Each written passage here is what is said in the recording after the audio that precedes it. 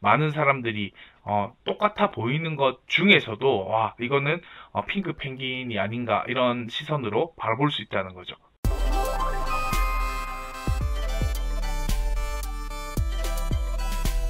KFM 라디오 시사 토크쇼 프리즘 함께하고 계십니다.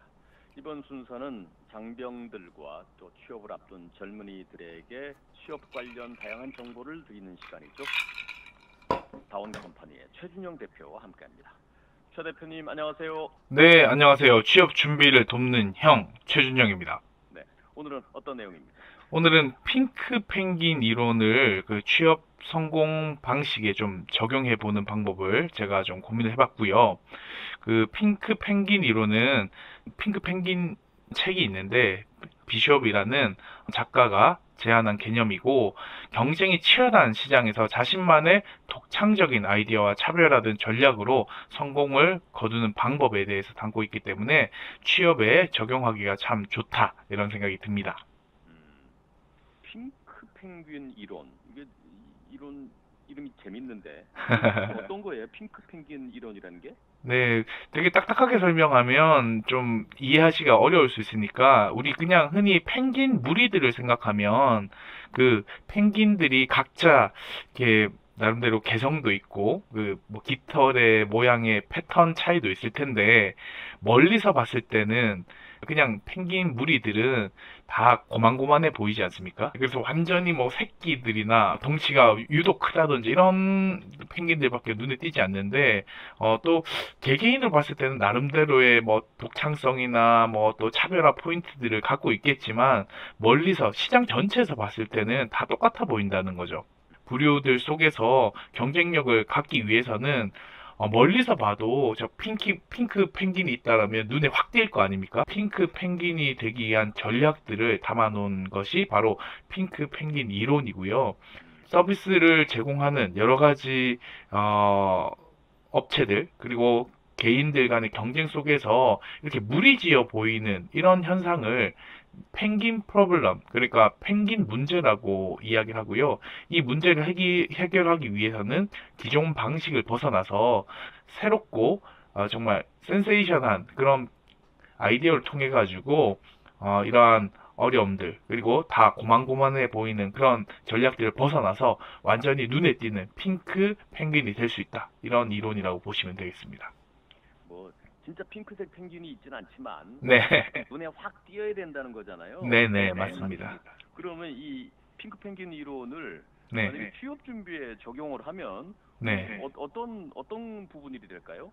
그래서 그 핑크 펭귄 문제를 해결하기 위해서는 결국에는 뭐 큰 아이디어, 빅 아이디어를 개발해야 된다라고 하는데, 여기에서 작가는 새롭고 더 나으며 전혀 다른 아이디어를 만들어야 된다라고 이렇게 이야기를 합니다. 그래서 예를 들어서 일반적인 이력서 대신에 자신의 전문 분야와 관련된 독특한 포트폴리오, 저희가 이전에 여러 가지 포트폴리오 전략을 좀 강조를 했는데, 이렇게 포트폴리오를 만들어서 제출하는 것도 좋은 방법이 될 수 있겠고요. 또 고객 중심, 그러니까 결국은 이 이력서나 자기소개서를 보고 또 면접을 보는 그 대상이 누구냐라는 것들을 파고들어서 그 채용 담당자들이 원하는 것이 무엇인지를 정확하게 파악하고 그에 맞춰서 자신을 어필하는 것. 크게 봤을 때는 이런 것들이 있을 수 있겠죠. 네.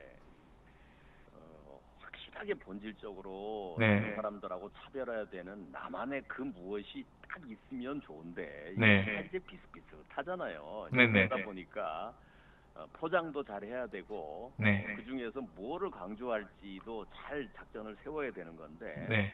구체적으로 그 취업에서 어떤 전략을 어떻게 사용해야 할까요? 그러면 구름의 패키지 전략이라는 내용들을 좀 책에서 살펴봤거든요.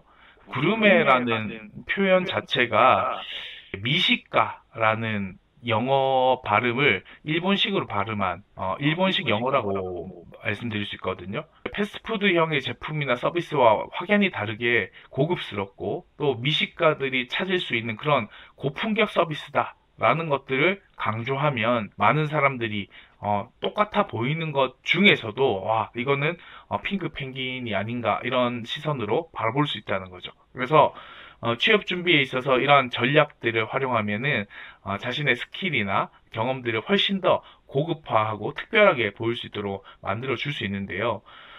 먼저 예를 들어서 엑셀을 잘 다룬다라는 것이 본인의 강점이라면 이제 엑셀을 잘 다룬다라는 표현보다는 엑셀을 활용하여 복잡한 데이터를 분석하고 자동화 매크로 프로그램을 구축해서 업무 효율을 극대화할 수 있습니다. 라고 어필하면은 사실은 똑같은 말이라도 훨씬 더 좋게 포장이 된다라는 의미죠.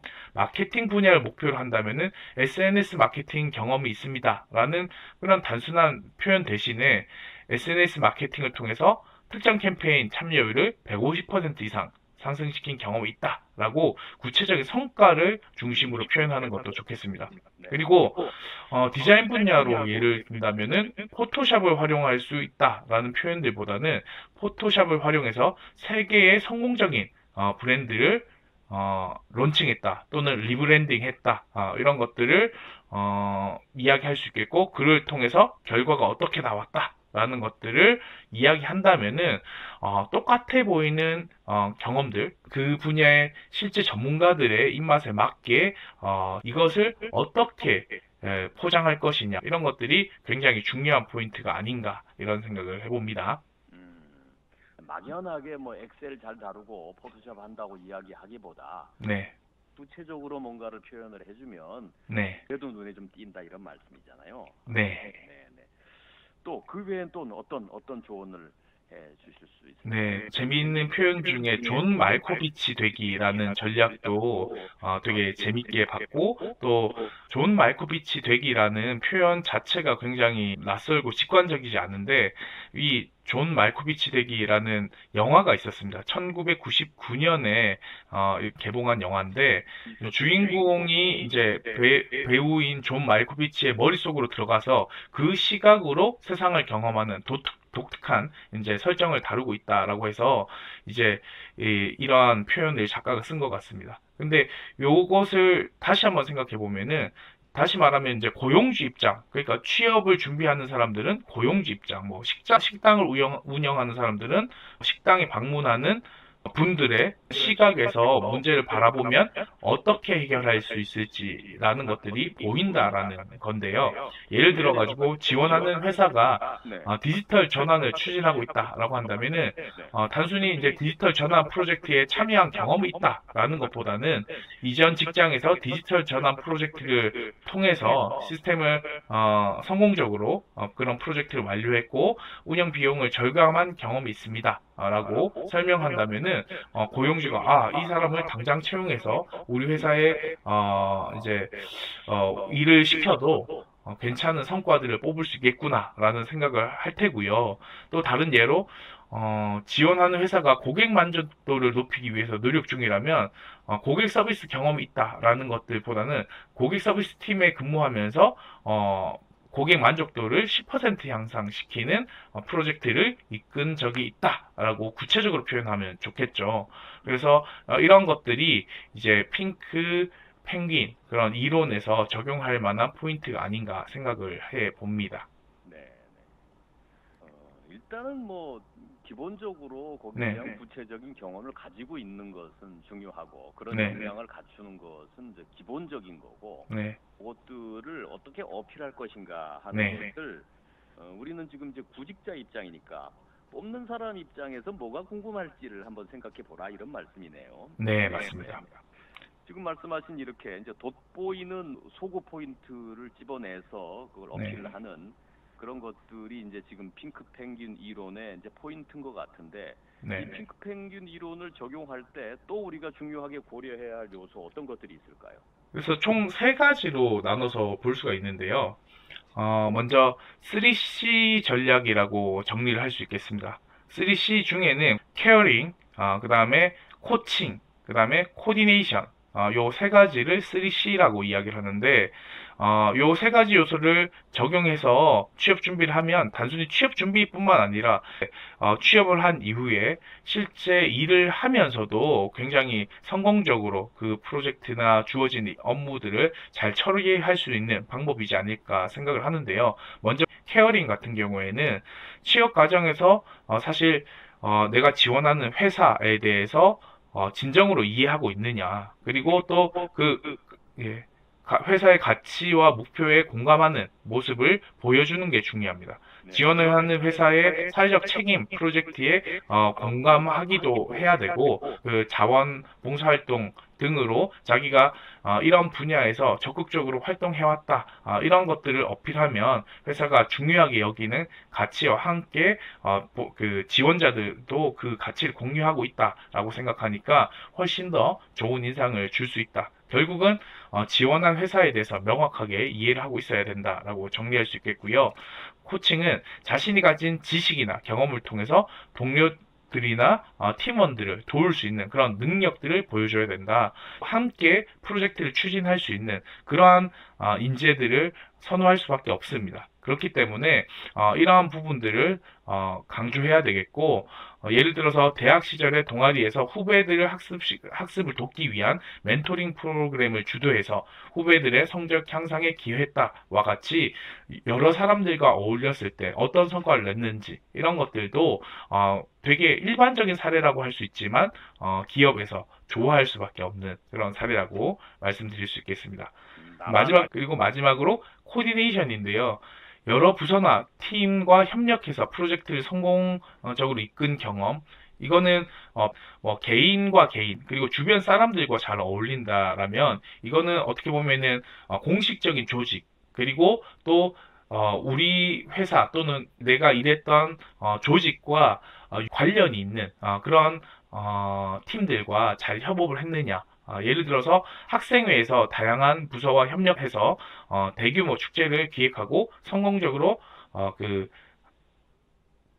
축제를 개최했다라고 이야기하는 것들도, 이거는 별로 중요한 역량이 아니지 않아? 라고 생각할 수 있는데, 그 부서와 부서 간의 그런 입장 차이를 이해하고 그 사이에서 조율해본 경험들은 사실은 회사에서도 굉장히 중요한 경험으로 인정받을 수 있기 때문에 이러한 부분들을 좀 관심을 가지고 연계 지어보면 어떨까, 이런 생각을 해봅니다. 네, 네. 지금까지 네. 하면 나를 조금 더 돋보이게 할 수 있을까? 네. 뭐를 내세워야 될까? 이제 이런 것들에 대한 이야기. 핑크 펭귄 이론 네. 설명을 해주셨는데, 오늘 마무리하면서 네. 간략하게 핑크 펭귄 이론을 좀 정리를 해주실까요? 네.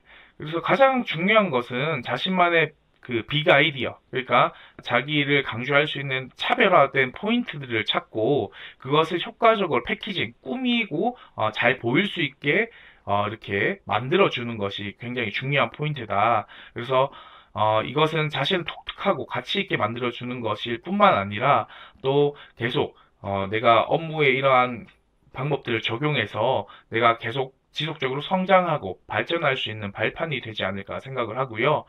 또 많은 분들이 뭐 이렇게 취업 시장에서 나는 고만고만한 그런 펭귄의 모습처럼 생각하실 수 있지만, 내가 핑크 펭귄으로 어떻게 꾸밀 수 있을까? 또 돋보이게 만들 수 있을까라는 것들을 고민한다면은 충분히 여러분들도 똑같은 상황 속에서도 경쟁력을 가진 인재로 비춰질 수 있다라는 것들을 강조하고 싶습니다. 네, 알겠습니다. 오늘 말씀 잘 들었습니다. 네, 감사합니다.